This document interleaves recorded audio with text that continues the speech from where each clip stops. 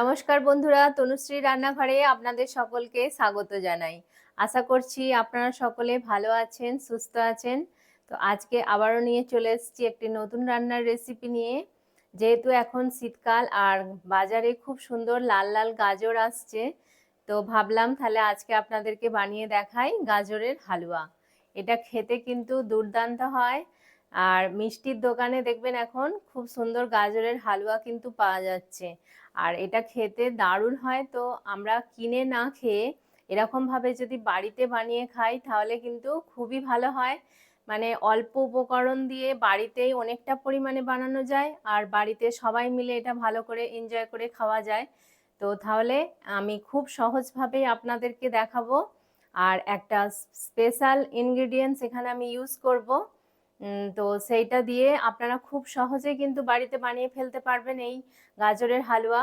মানে খোয়া ক্ষীর কিংবা কনডেন্স মিল্ক, পাউডার দুধ এগুলো ছাড়াই কিন্তু আপনারা খুব সহজেই এই সিক্রেট টিপসটা দিয়ে খুব সহজেই বানিয়ে ফেলতে পারবেন। আর এই সিক্রেট জিনিসটা কিন্তু আমাদের সকলের বাড়িতেই খুবই অ্যাভেলেবেল, সবার বাড়িতেই থাকে। তো তাহলে চলুন ঝটপট শুরু করে দিই আজকের রেসিপি গাজরের হালুয়া। বন্ধুরা, এই গাজরের হালুয়া বানানোর জন্য আমি কি কি নিয়েছি উপকরণ সেটা আপনাদেরকে দেখিয়ে দিই। তো আমি নিয়েছি, দেখুন এখানে গাজর নিয়েছি আর গাজরটাকে দেখুন খুব সুন্দরভাবে আমি গ্রেট করে নিয়েছি গ্রেটার দিয়ে। আর এই অবশ্যই কিন্তু লাল যে গাজরটা এখন আসছে সেই গাজরটাই কিন্তু নেবার চেষ্টা করবেন, কারণ দু ধরনের গাজর হয়, একটা একটু ফিকে কালার অরেঞ্জ কালার মতো হয় আর একটা একদম গাঢ় লাল মতো হয়। তো এই গাঢ় লাল কালারের গাজরটা নেবেন। এটা কি হবে, কালারটাও যত সুন্দর আসবে আর এটা খেতেও কিন্তু খুব সুন্দর হয়, কারণ এটা মিষ্টতা ভাবটা বেশি থাকে। তো গাজরের হালুয়ায় মিষ্টি ভাবটাই আমাদের বেশি চাই, সেই জন্য এই গাজরটাই নেবার চেষ্টা করবেন।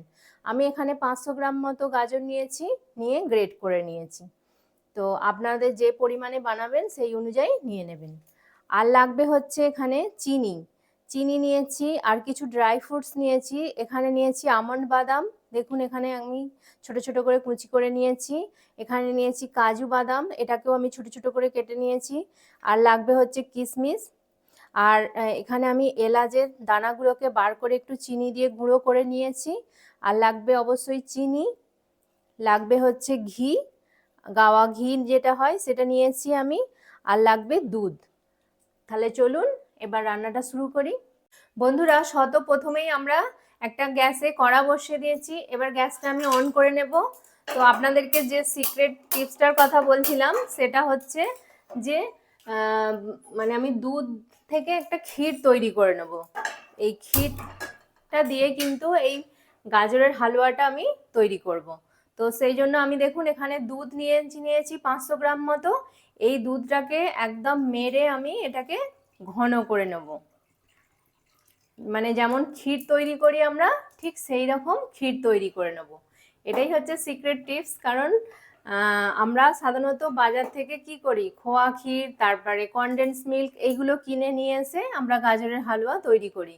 কিন্তু আজকে আমি এইভাবে দেখাচ্ছি, এইভাবে আপনারা করে দেখবেন, খুবই সহজ আর খেতে কিন্তু একই ধরনের টেস্ট হবে, একদম হুবহু একই হবে। আপনি যেমন কনডেন্স মিল্ক দিয়ে বানালে যেরকম হয় এটাও কিন্তু ঠিক সেরকমই হবে। আর এটা যেহেতু সহজ, সবার বাড়িতে সব সময় মানে দুধটা অ্যাভেলেবেল থাকে, তো আপনি দুধ থেকে একটু ক্ষীর তৈরি করে নিলেন, নিয়ে সেটা দিয়ে করলে কিন্তু খুবই ভালো হয়। এটা খুবই সহজ আর খুবই টেস্টি হয়। আর খোয়া ক্ষীর এগুলো যেহেতু মানে অনেক দিনের তৈরি, আর আপনি দুধটা ইনস্ট্যান্ট ক্ষীর তৈরি করে নেবেন, এর স্বাদটা কিন্তু দ্বিগুণ বেড়ে যাবে। তো আপনারা যদি এইভাবে বানান কিন্তু এইভাবেই বারবার বানাতে চাইবেন। তো আমি দুধটাকে ভালো করে জাল করে একদম কমিয়ে ক্ষীর তৈরি করে নেব।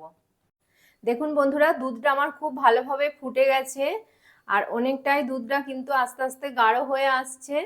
তো এইভাবে আমি জাল দিয়ে দিয়ে দুধটাকে গাঢ় করে নেব। এতে কিন্তু কোনো চিনি দেবার প্রয়োজন নেই, শুধু জাস্ট এইভাবেই এটাকে খালি মেরে ঘন করে নিয়ে ক্ষীর তৈরি করে নেব।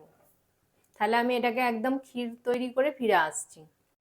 দেখুন বন্ধুরা, আমার ক্ষীরটা একদম রেডি হয়ে গেছে। আপনারা দেখে আশা করি বুঝতে পারছেন কতটা সুন্দর হয়েছে। এটা একদম গাঢ় হয়ে গেছে, আরও এটা ঠান্ডা হলে একদম গাঢ় হয়ে যাবে। তো আমি এটাকে গ্যাসটাকে এবার অফ করে দিচ্ছি, দিয়ে এবার এটাকে আমি একটা পাত্রে ঢেলে নেব, নিয়ে এবার বাকি গাজরের হালুয়াটা আমি রান্নাটা শুরু করব। বন্ধুরা, এবার আমি কড়াটা পরিষ্কার করে ধুয়ে বসিয়ে দিয়েছি গ্যাসে। কড়াটা ভালোভাবে গরমও হয়ে গেছে। এবার এখানে আমি দিয়ে দেব ঘি। দেখুন আমি এখানে 1.5 চামচ থেকে 2 চামচ মতো ঘি দিয়ে দিলাম। ঘিটাকে ভালো করে গলিয়ে নেব।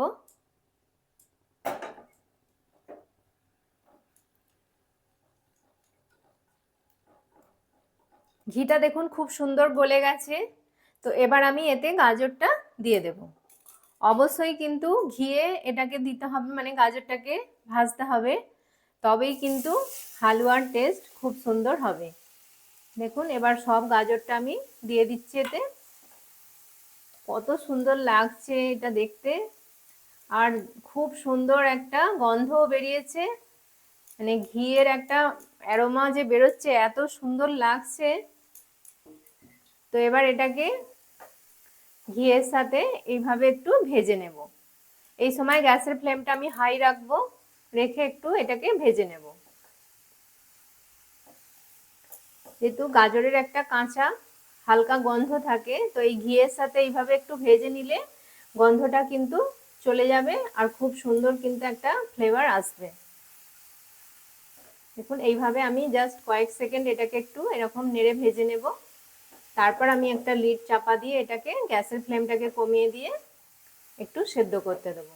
প্রথমে এইভাবে একটু নেড়ে নেড়ে ভেজে নেব। দেখুন বন্ধুরা, 1 মিনিট সময় মতো ধরে আমি এটাকে ভেজে নিয়েছি হাই ফ্লেমে। আর দেখুন গাজরের কালারটাও কিন্তু চেঞ্জ হয়ে গেছে, আর গাজর থেকে হালকা হালকা মানে জলও এবার ছাড়তে শুরু করেছে।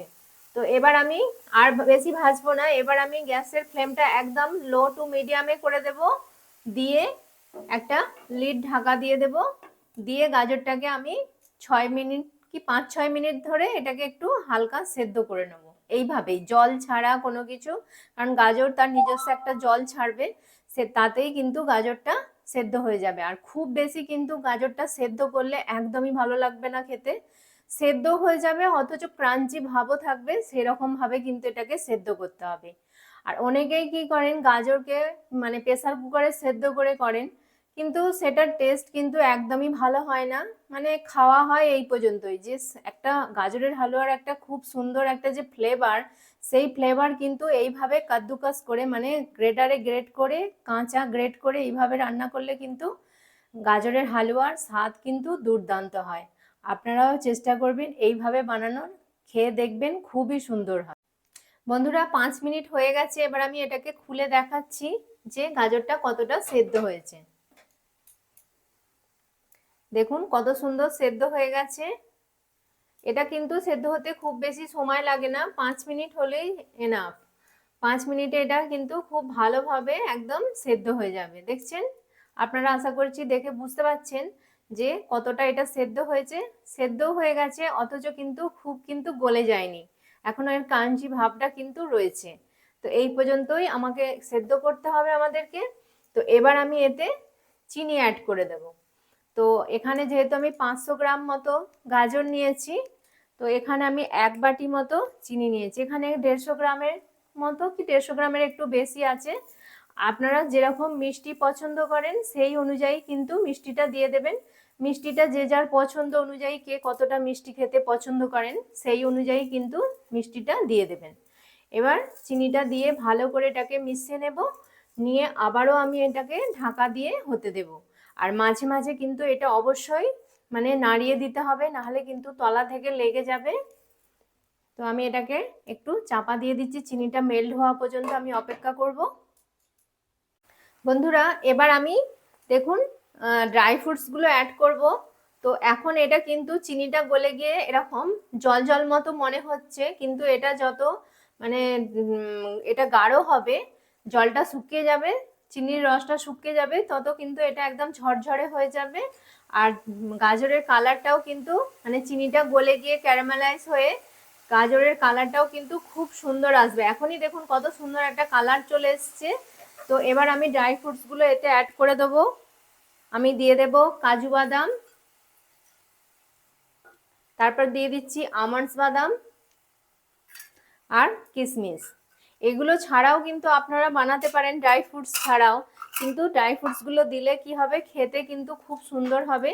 তো আপনারা যদি মানে মনে করেন যে ড্রাই ফ্রুটস দিয়ে বানাবো, তো ড্রাই ফ্রুটস দেবেন, আর না দিলে নাও দিতে পারেন, ড্রাই ফ্রুটস ছাড়াও কিন্তু এটা বানানো যায়। তো এবার এটা দেখছেন জলটা কিন্তু আস্তে আস্তে শুকোতে শুরু করছে। তো এইভাবে আমি এই সময় গ্যাসের ফ্লেমটাকে একটু হাই করে দিতে হবে। দেখুন অনেকটাই কিন্তু ঝরঝরে হয়ে আসছে। এবার আমি এতে অ্যাড করে দেবো ক্ষীরটা। দেখুন ক্ষীরটা কিন্তু এখন কতটা গাঢ় হয়ে গেছে।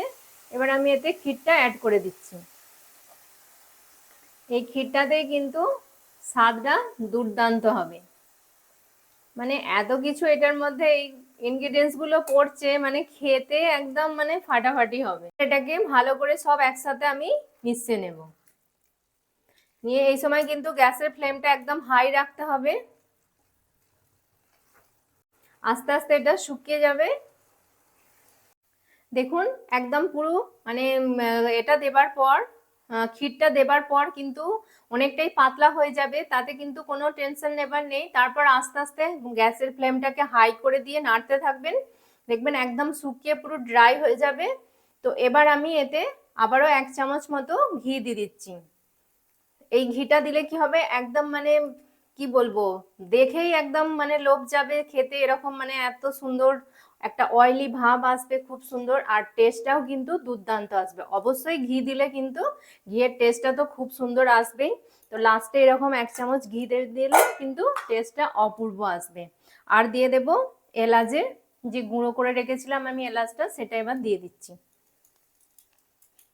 মানে এত সুন্দর মানে সেন্টটা উঠেছে, মানে সেই বলে ঘ্রাণ অর্ধন ভোজন নাং, সেই একদম ঘ্রাণেই খাওয়া হয়ে যাচ্ছে অর্ধেক, এত সুন্দর লাগছে এটা। দেখুন একদম মানে কড়া ছেড়ে দিচ্ছে, কত সুন্দর হয়ে গেছে হালুয়াটা। তো হালুয়াটা দেখুন, আপনারা দেখেই আশা করছি বুঝতে পারবেন যে কতটা সুন্দর হয়েছে, টেক্সচারটাও কত সুন্দর এসছে। তো আমার হালুয়া একদম রেডি। আমি এবার গ্যাসের ফ্লেমটা অফ করে দেব, দিয়ে একটু চাপা দিয়ে রাখবো। জাস্ট 1 মিনিট মতো এটাকে চাপা দিয়ে রাখবো, যেহেতু এর মধ্যে এলাচটা দিয়েছি, ঘিটা দিয়েছি, সেন্টটা যাতে মানে এর মধ্যেই থাকে। তো সেই জন্য একটু চাপা দিয়ে রাখবো। তারপর আমি এটাকে একটা সার্ভিং বলে সার্ভ করব। আমি আপনাদেরকে একটু তুলে দেখাচ্ছি যে কতটা সুন্দর হয়েছে এটা গাজরের হালুয়াটা। মানে একদম দেখুন, আপনারা আপনারা দেখলেই বুঝতে পারবেন যে এটা কতটা টেস্টি হয়েছে আর কতটা লোভনীয়। দেখেই একদম পুরো মুখে জল চলে আসবে এরকম, মানে দেখলেই খেতে ইচ্ছা করবে, এত সুন্দর এর মানে যেমন টেস্ট আর দেখতেও কিন্তু দুর্দান্ত। যে কোনো মিষ্টির দোকান থেকে আমরা যেমন কিনে খাই, কিন্তু এটা তার থেকেও ভালো, যেহেতু আমরা বাড়িতে একদম ঘরোয়া সব উপকরণ দিয়ে এটা বানাই, তো এটার টেস্ট কিন্তু দুর্দান্ত হয়। তো বন্ধুরা দেখুন, আমি গাজরের হালুয়াটা একটা সার্ভিং বোলের মধ্যে সার্ভ করে নিয়েছি। আর কতটা সুন্দর লাগছে দেখতে, মানে একদম দেখেই মুখে জল চলে আসবে এরকম একটা মানে লোভনীয় রেসিপি। আপনারা যদি এইভাবে বানান, কিন্তু খেয়ে সকলেই একবার প্রশংসায় পঞ্চমুখ হয়ে যাবে। আমি একদম গ্যারান্টি দিয়ে বলতে পারি যে এটা এতটাই টেস্টি হয়। আমি যেভাবে যে টিপস ফলো করে করলাম, এইভাবে যদি আপনারা বানান, কিন্তু খুবই বানানো সহজ আর একদম একবারেই পারফেক্ট, আপনারা গাজরের হালুয়া এইভাবে বানিয়ে ফেলতে পারবেন। একদম দোকানের মতো হালুয়া আপনারা বাড়িতেই বানিয়ে ফেলতে পারবেন। আর দেখলেন কত কম উপকরণে বাড়িতে থাকা যেসব উপকরণ দিয়েই মানে একদম এটা বানানো হয়ে গেল, আর খুব অল্প সময়ের মধ্যে চটজলদি এটা বানানো হয়ে যায়। আর খেতে কিন্তু একদম টেস্টি, দারুণ টেস্টি। তো আশা করছি আমার এই রেসিপিটি আপনাদের ভালো লেগেছে। আর যদি ভালো লেগে থাকে তাহলে প্লিজ লাইক করবেন, কমেন্ট করবেন। তনুশ্রী রান্নাঘর চ্যানেলটিকে অবশ্যই সাবস্ক্রাইব করে দেবেন। আর পাশে থাকা বেল আইকনটি প্রেস করে দেবেন যাতে সহজেই আমার নতুন নতুন রান্নার ভিডিওর নোটিফিকেশান আপনারা খুব সহজেই পেয়ে যান। ততক্ষণ আপনারা ভালো থাকবেন, সুস্থ থাকবেন। আপনাদের সাথে দেখা হবে আবার একটি নতুন রান্নার ভিডিওতে। নমস্কার, টাটা।